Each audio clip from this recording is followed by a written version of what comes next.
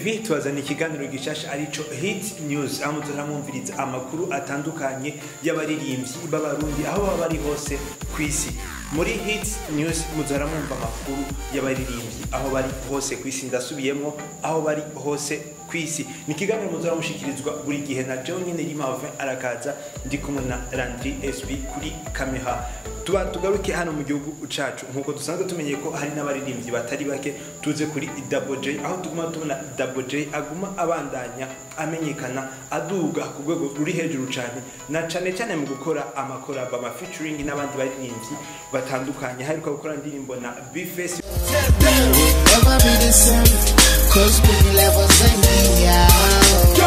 yongera kurana na Slogoff na komeni zaidi ya mimi nitakulinda hadi kifo, yongera akora iyindi ndirimbo yiwe yitwa ngo vyarashitse, isa niriko irarenga mu kuryohera abanyagihugu hano mu gihugu cacu c'u Burundi. Tugaruke kandi ku muririmbyikazi Natasha La Bamba, aho Natasha abandanya yerekana ko umuziki wiwe Shikiria uriko urabica bigacika. Byaragaragaye cyane mu Rumonge aho yari yatumiwe, aho abantu bashoboye kugira iki, bashoboye kuwutamba biteye ubwoba.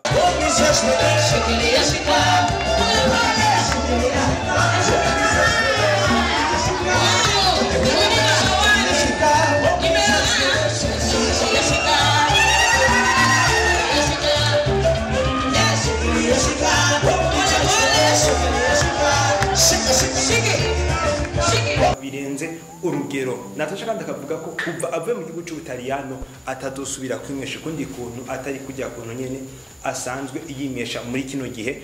Twovuga ko ari nka jogo ariko ifise akantu gatonyi kagashatsi ingaha inyuma. Tugarutse kandi ku muririmbyi asanzwe akora ibintu by'ama beatbox ariwe Young Kefa, arabica bigacika mu gukora ama beatbox ibidasanzwe bimenyerewe cyane n'abarundi. Hari abarundi babikora ariko ntibimenyerewe cyane.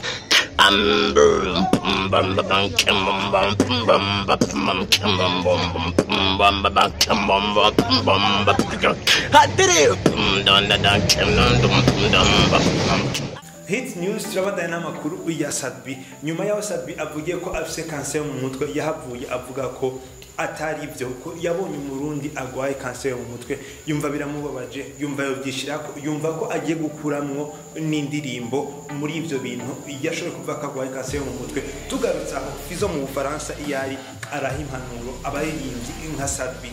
Nta muntu yo kwigerera urupfu cyangwa nta muntu yo kwifuriza kurwara indwara zidakira cyangwa ikibo. Sinzi bo bavuga ngo amashowbiz ikitusa mbwa nibaza showbiz yuko iyo ikora nawe wakoze ikintu kiboneka, ikintu ciza, kuko iyo ukoze showbiz ntukore nta namwe ushobora gushikana. Bo urumva nkanje nk'umuririmbyi w'umurundi byarambabaje kumva iriya nkuru, kuko ni inkuru ibabaje. Mu nyuma sinacenda bikurikirana cyane, mbwa nuko nacyo numva bavuga yuko ngo yari showbiz cyane. Vuga nti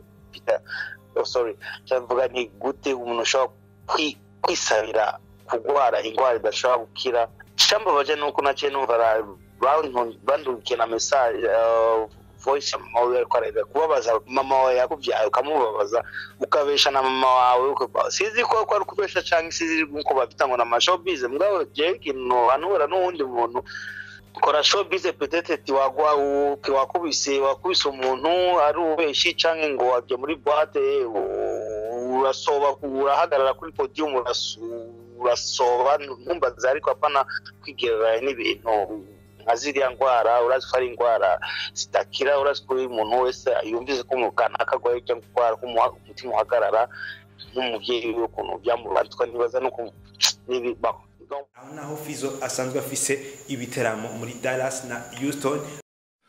Bite Farias cyane Big Fizo cyane Fizo Bay cyane LPP dedans.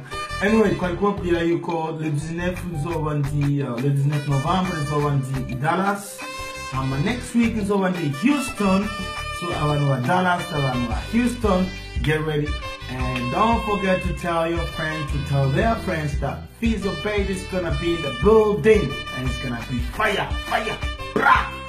Save the date. kubona ngo Fizo kuri stage ari kuzoba ariko araduza ibendera ry'igihugu ucu Burundi. Ayo n'ayandi muyakurikirana muri Hit News. Ikiganiro muzora mushikirizwa buri gihe na Joe nyene Rimavara kaza na Landry kuri kamera. Turabashimiye ko mwashoboye gufata umwanya wanyu mudukurikirana naho gutaha.